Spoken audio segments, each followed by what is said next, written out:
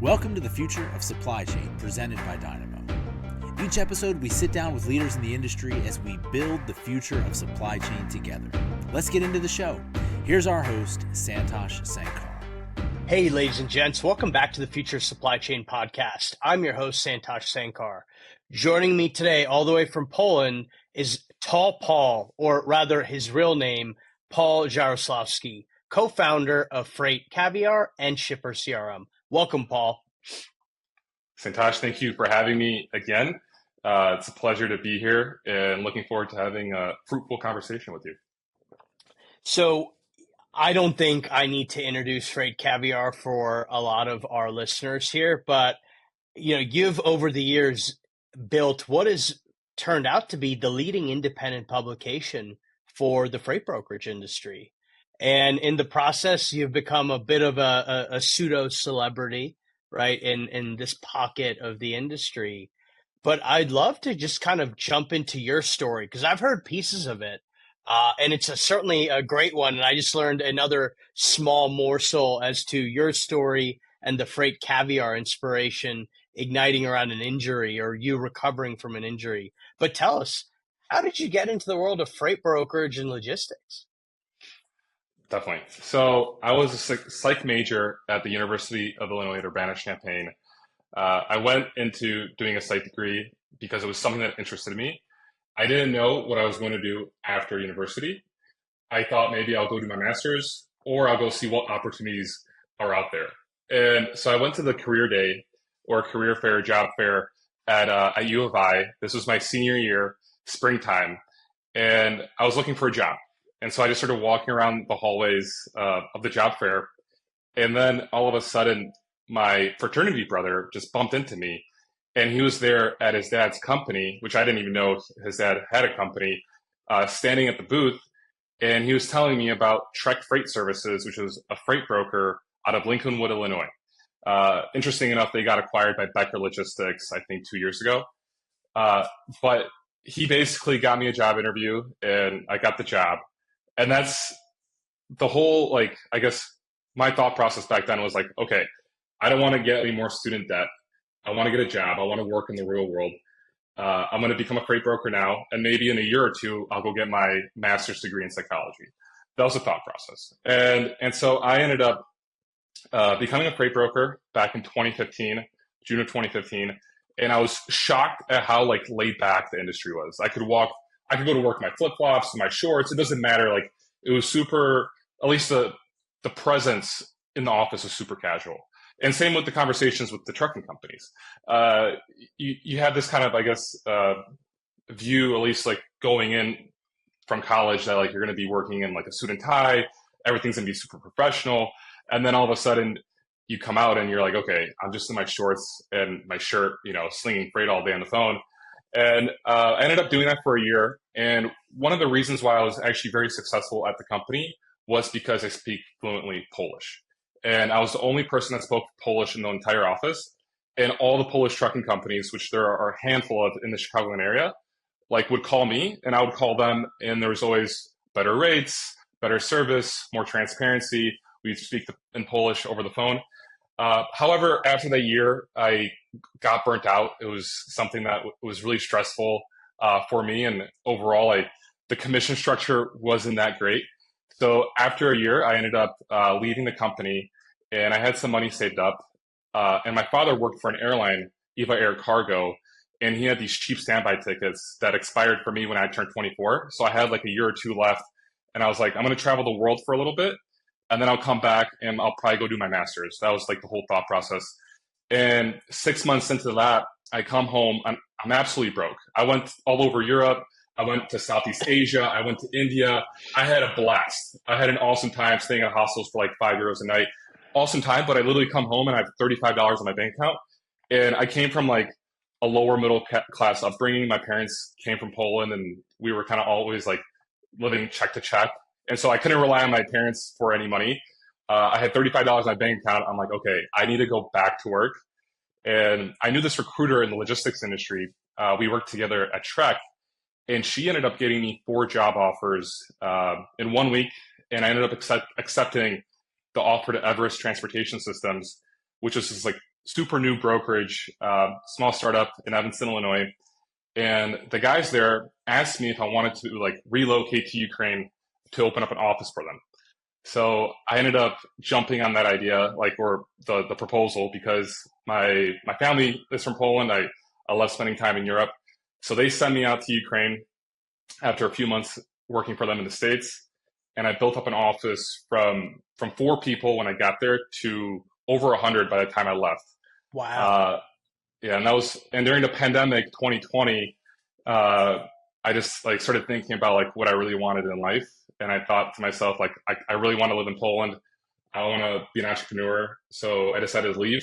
And I told you this before the recording that I had a knee surgery that forced me to go full time into, like, not forced me, but I decided to go full time into FreightCaviar. There was actually another knee injury. The first knee surgery was in Kiev, Ukraine. And that's actually when I decided to quit Everest and move to Poland. And then I started a brokerage, just opened a restaurant. I was doing a lot of things at once. It was just kind of like a time period in my life where I had money saved up from just working for the last 2 years at Everest. And I was like, I'm going to be experimenting with a few things. And so I opened a restaurant. I opened a brokerage in the US, but working from Poland. And then I also started FreightCaviar, which is just like a meme page. And I did that for fun. So that's kind of like the backstory of how I got to FreightCaviar. And you're also the co-founder of ShipperCRM. Tell us a bit about that. Yeah. So from October 2020 until August 2022, it was like I was doing a lot of things. I had the restaurant, which I closed down. I had the brokerage in the States, which I ended up closing down. And then like the one thing that really stuck was this meme account that I made on Instagram. Originally, it was called Shipping Pallets. Then I turned to FreightCaviar, and I started getting some sponsors on that. Companies started reaching out to me because they wanted visibility through the audience that we built up, and it got me thinking, like, okay, like there's a business behind this meme page. There's an opportunity to make money, and it came coincidentally, or it came. I wasn't planning on making a business out of FreightCaviar. That wasn't like my thought process when I first initiated just making memes. But so I got to this point in August 2022 where I thought, okay, we have this audience. They're mostly freight brokers. Like it'd be awesome if we could build a tech product for them. And during this time, I was talking to a few people. I think Charlie Dahoney was the one that gave me the idea. He was like, Paul, you should create like some kind of tech app for this. And I was like thinking like, wow, that sounds amazing. Like, I'm here as I used to be a freight broker. Now I run a meme page and I could potentially have a freight tech app. And so August 2022, I go on Twitter and I see that one of my tweets, which was like a meme kind of making fun of like all the digital freight brokers that raised a ton of VC money in the US that were using it for like marketing. And the meme was, more specifically, just so the audience knows, there was a news story on Fox News about how currently trucking companies are sharing shipments in order to like save costs and be better for the environment. And I said, like, Polish trucking companies in Chicago have been doing this for decades. They've been consolidating loads and railing them, but no one's like giving them like, credit for it. And so on that tweet, I got 25 likes. It was more likes than I ever received on a tweet. And I was like, okay, I'm going to scroll down and see who liked this tweet. And I saw this guy, his name is Christian Gebis. And from the way he wrote Christian and his last name, I knew he was Polish. And I saw in the bio that he's the CEO and founder of Autobahn.ai. And so I was like, hey, I have a podcast. I got to interview this guy. Like, what is he working on? He liked my tweet. So I just sent him a DM on Twitter. Hey, basically I gave him an introduction to who I am. And we set up a call, just an introduction call. And during that call, he tells me that he recently shut down his startup. He wasn't able to raise more money during the pandemic. He ran out of cash, so he shut it down.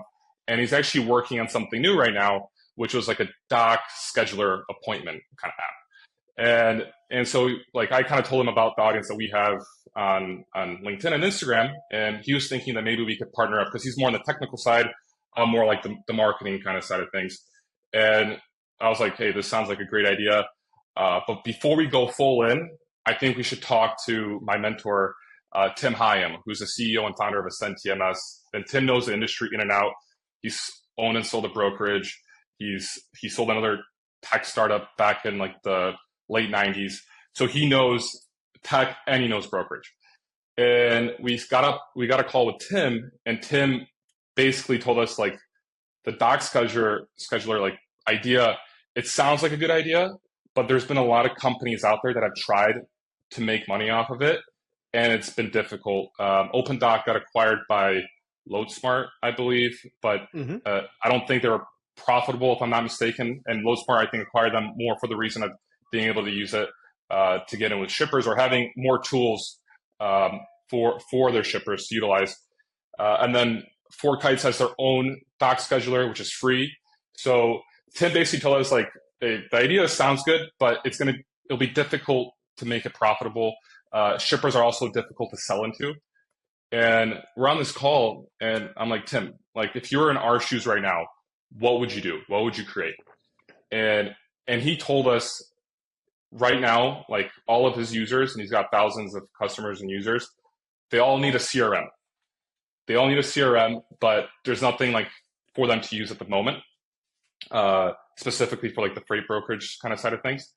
And, Christian's listening to this, and we got off the call, and Christian like doesn't want to build a CRM. He's like, this doesn't sound like a fun idea. Like, yeah, we go from autonomous trucks to CRM, right? Mm-hmm. Exactly. And I feel like there's like this notion in Silicon Valley that CRMs are like, they're like not exciting and they're not fun. Like, I'm not sure what you feel. But like overall, like it felt like he did not want to build a CRM, but he was like, Paul, post on your Instagram, like to see if people would be interested in this product. Like, so I ended up posting on my Instagram stories, basically just some information about the product we want to build. And we ended up like using some kind of email, I forgot what it was exactly, but we were capturing emails for the people that were interested.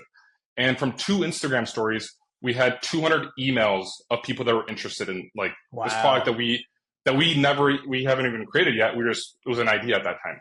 So this was September of 2022. And within a month, like Christian and we had this other guy at the time, Harris, like literally put together like a product. It was as scrappy as it could be, very limited functionality. And we put it together.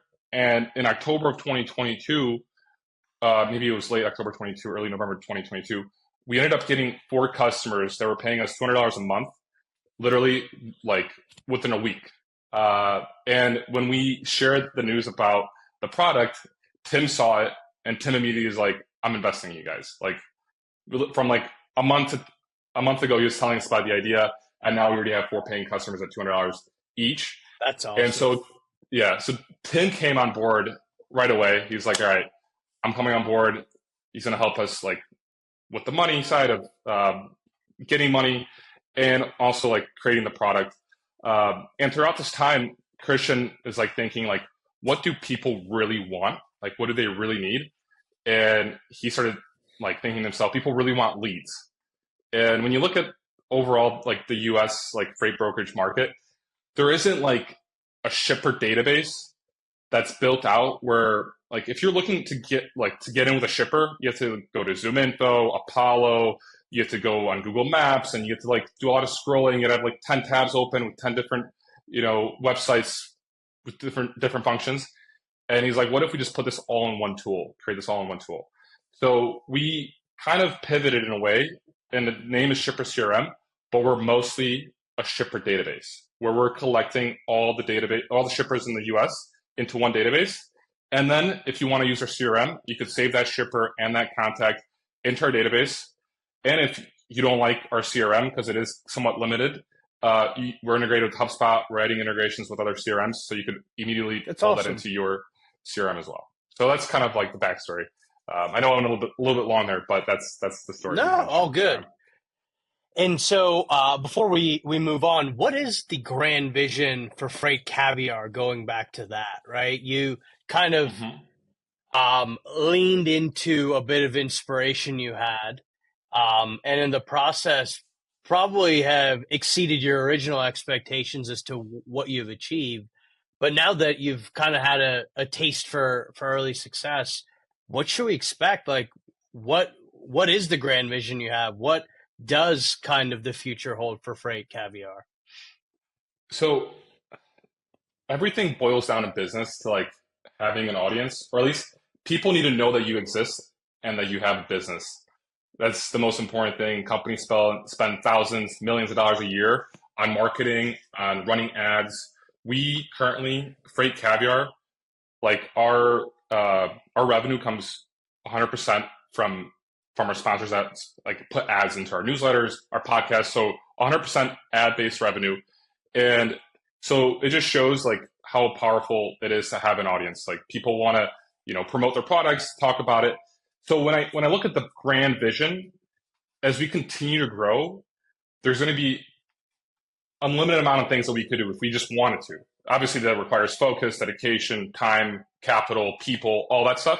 But as we do continue to grow and we have a larger audience and a more mature audience, we will be able to create other services or potentially tech in order to sell into that audience, specifically for freight brokers and trucking companies. But so for now, we're focused strictly like on getting everything set up. Like we need to like kind of brick by brick put everything together. We are bootstrapped. Freight Caviar is a separate company. We are completely bootstrapped. And so for me, the grand vision is, okay, focus on the content, make as amazing content as you can, quality-wise, for the freight brokerage industry. And it's lacking. Like, there's so many opportunities for good quality content. And then build on top of that, either through sponsors and other products and services. So right now we have ShipperCRM plus other sponsors, but we could continue growing and building that with other services or products that are tech related moving forward. So I think overall, like 10 years down the line, it could be like a massive business. So I want to spend some time today around content marketing and a bit of a 101, if you would, for startups listening. You already dropped a bit of wisdom around how important it is to have an audience, to engage that audience, to really know your audience. And that way you can then understand which products that you might be ideating or building and offering best address either the needs or goals of this audience group. But with that, you started off in the early days just as a meme board, basically. You're having fun. You're probably doing it to kind of blow some steam at the end of a busy day or busy week. But how can we, as a startup audience, if you would, effectively use memes? How should we think about that, layering that into our arsenal of content marketing tools and techniques? So what helped me a lot was I was 7 years in the industry as a freight broker. So I've seen it all, the good, the bad, the ugly, and I was able to kind of like take those parts and turn them into funny memes, funny stories, which people could really relate to. I think some of the problems that I see in marketing today is that people that don't have industry experience try to make content for that industry, and it doesn't actually like work with that audience. Like the people that are in that industry could see that it's like, okay, this person obviously didn't work in this industry or doesn't know much, they can't relate to it. And so I think if you're going to be creating content, the most important thing is like know what you're creating and like make sure that it's actually speaking to the person that you want it to speak to. Because you don't want to look like, I don't know, maybe not dumb is the right word, but you don't want to look. You want to be a poser, basically. Yeah, exactly. So overall, like I would say, like if you're going to create memes, make sure like it actually speaks to the audience and it's something funny. For that, you might have to actually hire someone that has that specific industry experience that you're looking for. Because I know a lot of tech founders, a lot of times they don't have that specific industry experience. They have more of the technical abilities, which is super important for a tech company. But yeah, it would be good to get someone that does have that industry experience to make some memes. And then I think, when you look at people as a whole, you're going to have the people that are more right-sided when it comes to like their brain operating. Mm-hmm. And I believe the right side is more creative, and then the left side is more analytical. And like for me, like what works perfectly with me and Christian is that Christian's more analytical, more technical. I'm the more kind of creative, kind of just like fun guy. You just doesn't really think about all the other stuff that goes behind the scenes. But it's like a match made in heaven because I have what he doesn't have, and he has what I don't have. So I believe that, like for me, when I was creating content in the beginning, if I were to look at it now, the content was terrible. I was literally just posting whatever came to mind, and it was like I deleted all those memes, and no one could even see them anymore because I had like 5 or 10 followers. But I think like if you're going to create memes, have the industry experience. I always was like in college or in high school, like kind of like a funnier guy. I was more creative, so like I had that niche to it or experience somewhat. But overall, like don't force it, and just have fun with it. Have fun. And if you're a young company, what I would say is that like people will probably forget, or no one's going to see the stuff that you posted when you had 10 followers or 20 followers. So you could obviously, keep posting and seeing what works with the audience, what resonates, and stuff like that. I hope that answered the question. It does. It does. Yeah. Consistency, right? It's something I express to our founders of being utmost importance when they're in the early days of marketing. And I think I'll even tell them, hey, listen, as a content creator, you will know when you've put out a great piece of content versus something that is kind of crappy. But part of this fight is just to show up on that routine basis, whether it's every day, every week, every other week, whatever it is, and just put the content out.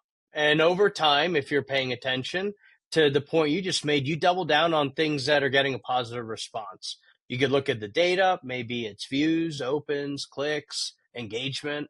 But I'd be curious, what are the benefits you've seen around consistency? Because there's one thing that you all certainly are at FreightCaviar is consistent with what you put out. And I've kind of watched on your X, on your LinkedIn, right, how consistent you all are, whether it's memes, your newsletter, your podcast, whatever it is, you do it on a consistent basis. Yeah, and we didn't start off being consistent. We've grown into it, which is super helpful. There's Alex Lieberman, who used to be the CEO of Morning Brew, co-founder of Morning Brew. I look up to him a lot. I highly recommend for anyone that's looking to get into content to follow Alex Lieberman on Twitter. He posts a lot of good stuff, and I think one of his tweets was talking about how like to get to quality, you need quantity, and especially so, like for posts to understand like what's resonating, what's working. You need to start posting a lot. And so that's one thing. The other thing is consistency. Like for me, like every day I have a meeting with like Kaya, who helps me run the social media channel. And we basically like look at like, okay, what's working? First of all, what are some content that we could post up that we haven't posted yet? And we kind of scroll the internet. We take a look at various platforms. Sometimes we test out like on X, if something does well on X, or we'll reshare it on LinkedIn and Instagram later. So overall, like, but consistency has been the most important. And like, I would say to anyone that's listening, like, just make it a habit to post every day. And I have it in my calendar. Every day I have this meeting for 30 minutes with Kaya, and every day we're posting. And that's an easy way for me to become consistent, because before that, I wasn't. When we didn't have that meeting every day, which is 30 minutes long, I wasn't being consistent. So that's one. And then for the newsletter, people appreciate consistency if they're readers of the newsletter. So we do 8 a.m. Monday, Wednesday, Friday on the news itself, or the newsletter. We have a new one that's coming out Tuesdays and Thursdays. That is more just a one feature story, which came out today. But overall, like I remember, like I once got an email because we were just sending out newsletters. Well, back in the day when it was just me, I was sending out newsletters like whenever like I wrote one up. And I remember someone messaging me. He's like, "Hey, you should just start being more consistent with these." Like, like, yeah, people like getting, especially in their inbox, if they know they're getting it at 8 a.m. they look forward to it. Like, oh, I'm waiting for the FreightCaviar newsletter. Like it's going to hit any minute. And then boom, they click on it. It becomes a habit for them. So, yeah. Are there any drawbacks from being consistent as a creator? Yeah, you're forced to sometimes maybe put out content that you would prefer to maybe work on a little bit longer. Maybe, make it more perfect. But as we all know, like, there's that saying, I guess, like perfect is, I forgot, like, perfect I forgot is, the exact saying. Yeah, you would rather take good enough over perfection. Exactly. Which is a tried and true kind of saying in the world of startups, and equally has applicability in marketing from what you're articulating. Yeah. And what I've seen also, if I may, what I've seen is that a lot of people wait to post content. Like they try to perfect everything. They need to have the right design, they have to write the right text, and without that, they're afraid to post. And I would say, like, you just got to post it. Like you can't be waiting for the perfect, like, design of the meme or even like the post. Like just hit the button, move on type of a thing at some point. Mm-hmm.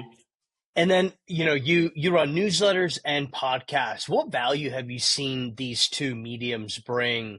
And I'd be curious, like, how do you measure them?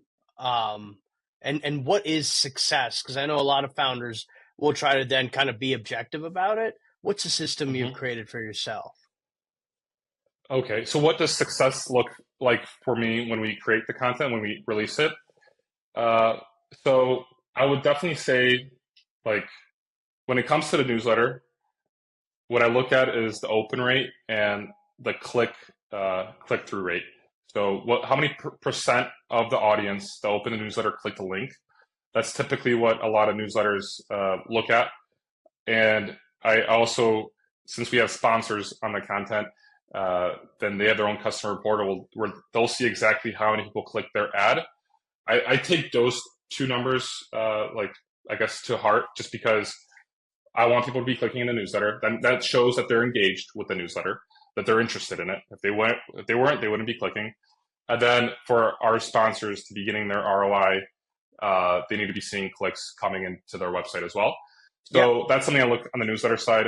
From the podcast side, it's a little bit more difficult just because, I look at the download numbers. I could go on YouTube, I could see how many people viewed it. But at the same time, it's tough to tell what kind of impact it had unless there's like comments being shown. But what's interesting, like I just spent not the last 17 days, but I spent 17 days in August in the US. And I had like 5 people tell me how much they love our podcast, which was like the first time I had like people really like point out the podcast because we were at a couple events. And I'm like, wow, like, and they were saying, like, how much education they get from it, how much they've learned from it. And I would say like those made me feel so good.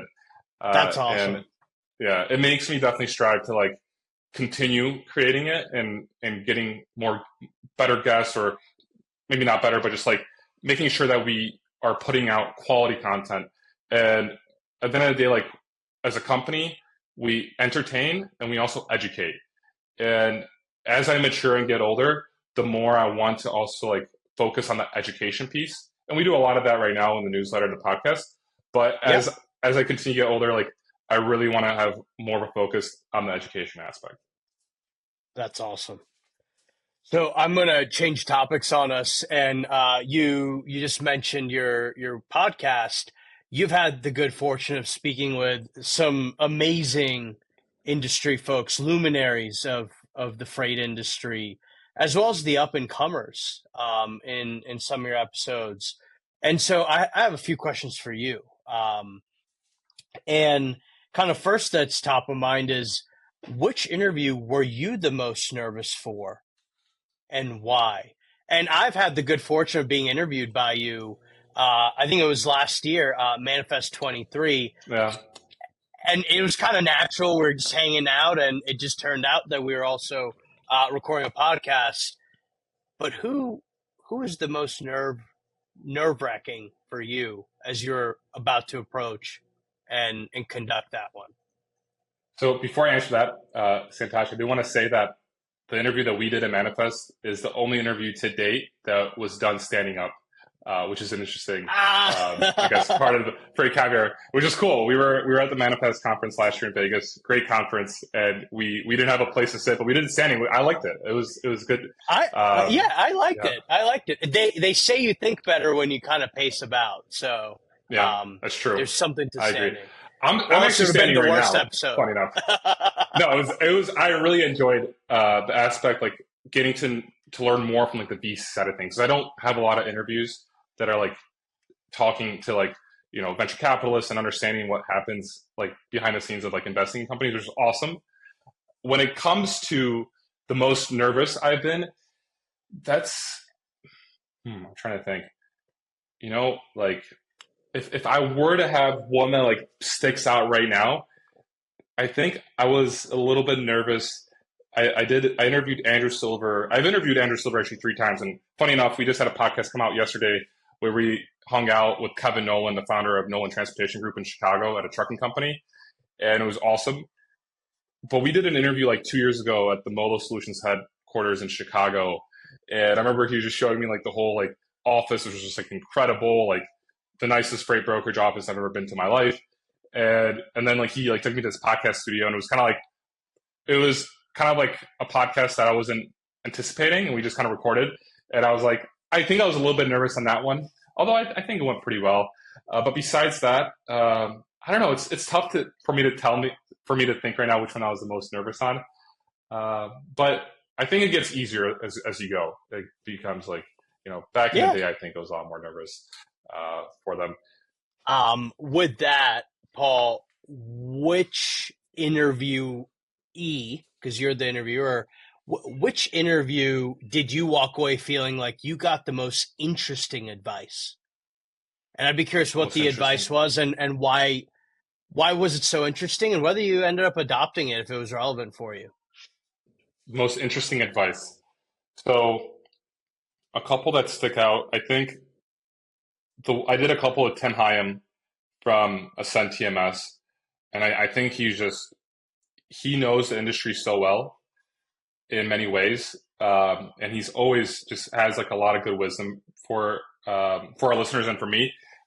And then besides that, I will say that I did one with Steve Cox at the Steam Logistics headquarters. That one was really good.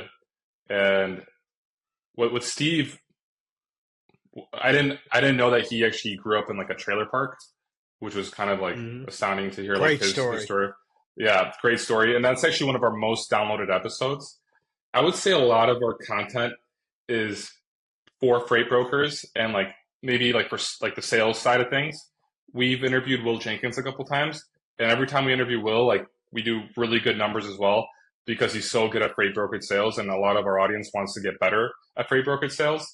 So like right now, if I were to be a freight broker working on the customer side of things, I would definitely be listening to like the Steve Cox episode, Andrew Silver, Will Jenkins, a lot of those. Although for me, it's hard to like actually take their advice and incorporate it into my life just because it's a little bit different. But there's so much gold and nuggets in all those interviews, and especially ones that built brokerages. Sure.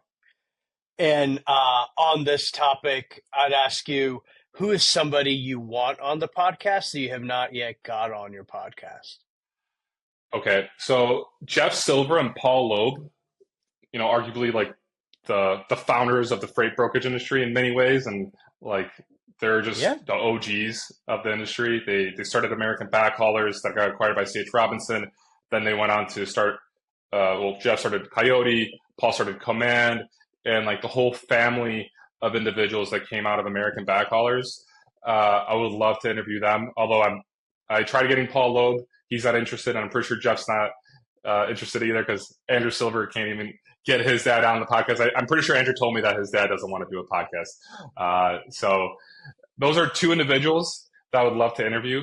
And I guess like taking it back to the previous question, we interviewed Noam Frankel a few months ago, and Noam was the co-founder of American. Yeah. And Noam's interview was great. And I guess like actionable advice from Noam was that, well, he left American Backhaulers. He sold his equity I think like 6 or 7 years before they got acquired by C.H. Robinson for $200 million. And he owned 25% of the business. And well, he ended up selling it before they got acquired. And he said that was like his largest regret. And he didn't even understand like what he had in front of him. And he thought that he could easily go and start another brokerage if he had wanted to, and, you know, create the same success. And it kind of like brought me back to like when I was at Everest as a broker. I was making really good money, had this whole team, and I thought, oh, owning a brokerage is easy. I could go and start my own brokerage.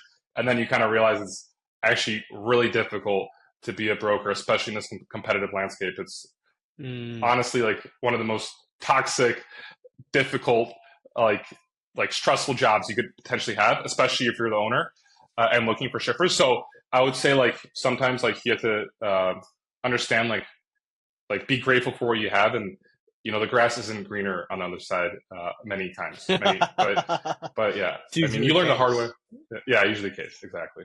So I'm going to wrap us up here and with what I call this or that. I'm going to kind of share two topics, and you're just going to pick one, and you're going to tell us why in a matter of 10, 15 seconds. Okay. You ready for it? I'm ready. First up, AI or fax machines? AI.